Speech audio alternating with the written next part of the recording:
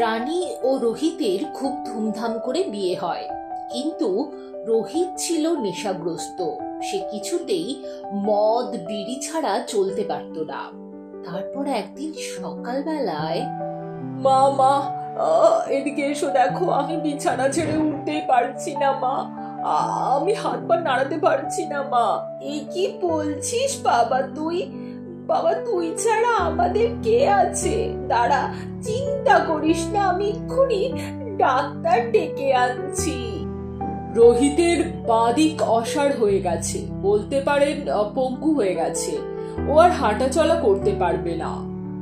এই বলে ডাক্তার সেখান থেকে চলে যায়। মা এই নিন, রুটি খেয়ে নিন।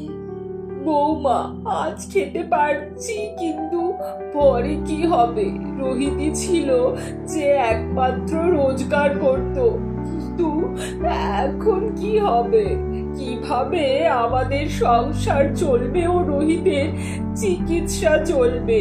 ভবিষ্যতের কথা ভাবলেই ভয়ে আমার হাত পা ঠান্ডা হয়ে যাচ্ছে। মা আপনি চিন্তা করবেন না, আমি কাল থেকেই আমাদের জমিতে যাব, আমি ফসল ফলাবো, সব ঠিক হয়ে যাবে।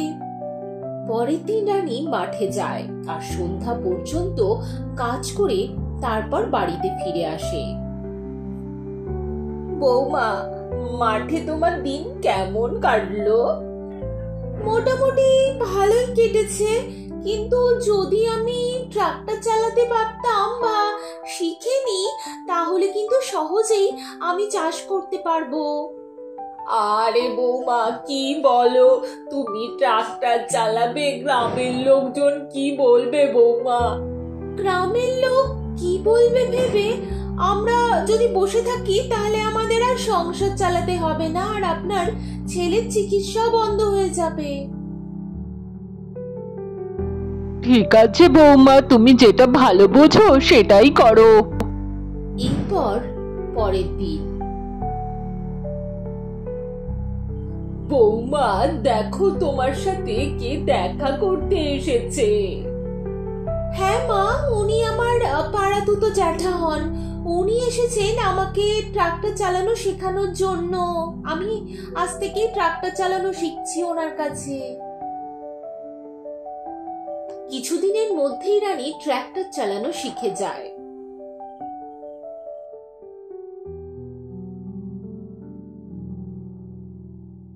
মা জানেন, জমিতে খুব ভালো ফসল হয়েছে, আর জানেন সব থেকে বেশি ফসল আমাদের জমিতে হয়েছে।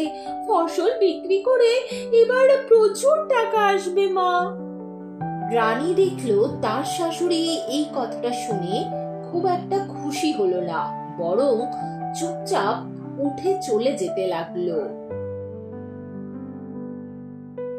কি হলো শাশুড়ি মা, আপনি খুশি হলেন না কথাটা শুনে?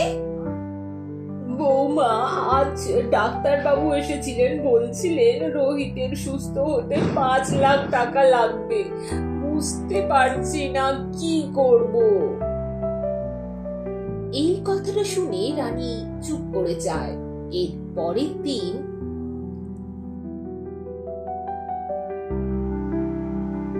এগুলো আমার গয়না, এর সাথে তোমার নিজের গয়না মিলিয়ে সোনার দোকানে বিক্রি করে আসো, দেখো কত টাকা হয়। রানী নিজের ও শাশুড়ির গয়নাগুলো নিয়ে সোনার দোকানে বিক্রি করে টাকা নিয়ে চলে আসে।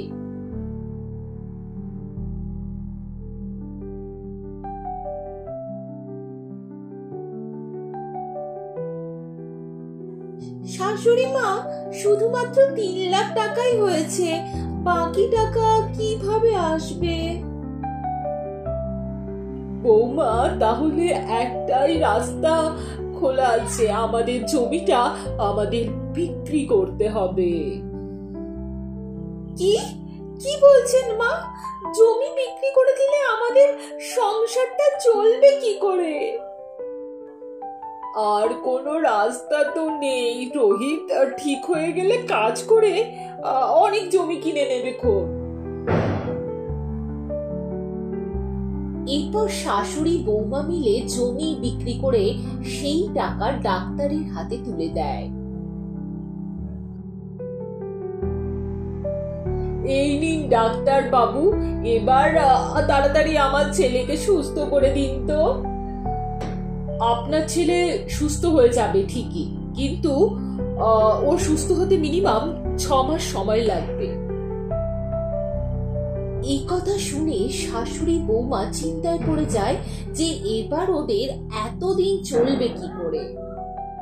দেখুন মা, আমি মেয়ে হয়ে জন্মাবার জন্য আমার মা বাবা আমাকে বেশি পড়াশোনা শেখায়নি, তাই আমি অন্য কোনো কাজ করতে পারবো না। তবে আমি খুশি যে আমি ট্র্যাক্টর চালানো শিখেছি। আরে বৌমা, কি বলছো?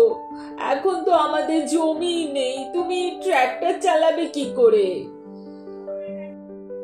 শাশুড়ি মা, আমাদের জমি নেই তো কি হয়েছে, আমি অন্য কারোর ক্ষেতে ট্র্যাক্টর চালাবো, তার থেকে তো কিছু তো আয় হবে। এই বলে রানী কাজ করা শুরু করে দেয় আর কোনো রকমে তাদের সংসার চলতে থাকে। এর কয়েক মাস পরে মা, মা, পাশের হাসপাতাল থেকে আমার জন্য কাজ এসেছে, টাকাও আমি 4 গুণ পাবো।